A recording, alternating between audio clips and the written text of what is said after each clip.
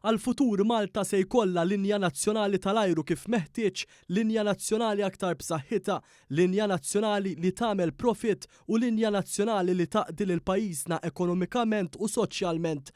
Ħabbar dan il-Prim Ministru Robert Abela minn Hangar One fl-Ajruport Internazzjonali ta' Malta waqt konferenza tal-aħbarijiet brabta mal-linja nazzjonali tal-ajru l-ġdida ta' pajjiżna u li se tibda topera minn Marzu tas-sena d-dieħla.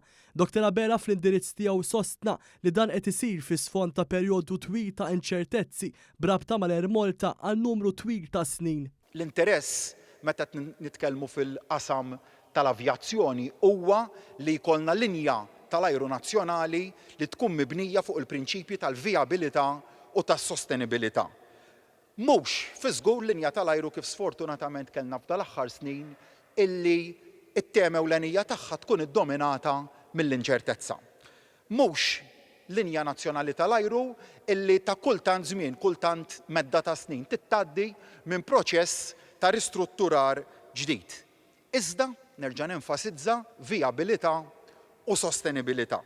Hekk kif tħabbru d-dettalji dwar il-linja tal-ajru nazzjonali l-ġdida, l-Prim Ministru sostna li dawn id-deċiżjonijiet li ttieħdu iħarsu bil-qudiem favur Malta aħjar għall-futur. Sostna fost oħrajn kif il-linja nazzjonali tal-ajru se jibqa' jkollha 8 ajruplani u se tkun qed topera lejn 17 il-destinazzjoni. Li ridna anke meta ġejna l-mod ta' kif se nkunu qegħdin infasslu ir-rotot, ridna illi nibqgħu nżommu l-istess numru ta' passiġġieri li qed inżommu llum, anzi qegħdin naraw li nkunu qegħdin inżidu marġinalment l-ammont ta' passiġġiera li l-linja nazzjonali tal-ajru tagħna se tkun qiegħda tittrasporta. Ridna nżommu l-aktar rotot b'saħħithom u li kull rotta tkun rotta li tkun profitabbli, dan lan ilħaqnieh ukoll. Biex din il-kumpanija tkun fuq saqajja l-Prim Ministru rimarka kif il-Gvern se jkun qed jara li jinvesti ma' 350 miljun euro bilan ikun li sal-2025 il-kumpanija tibda tagħmel lieħ fuq l-attività normali tagħha. Il-kumpanija ġdida se ssom l-istess numru ta' ħaddiema li għandha llum filwaqt li lil dawn il-ħaddiema se toffrilhom karrieri ta' kwalità. Irrimarka wkoll l-importanza tar-reklamar u l-isem tal-Air Malta. L-Air Malta. L-Air Malta mhijiex brand kif forsi jaħsbu ħafna tal-Air Malta PLC hija brand proprjetà tal-Gvern ta' Malta.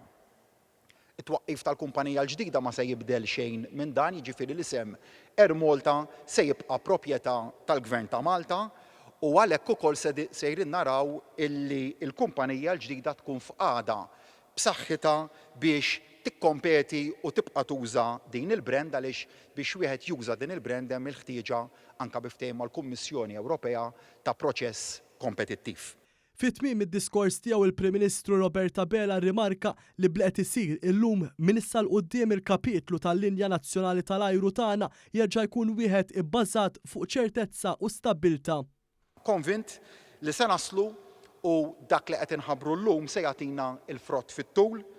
Malta b'saħħitha jixirqilha linja tal-ajru nazzjonali li tkun b'saħħitha u mhux se nibżgħu nieħdu d-deċiżjonijiet biex insaħħu Malta tagħna.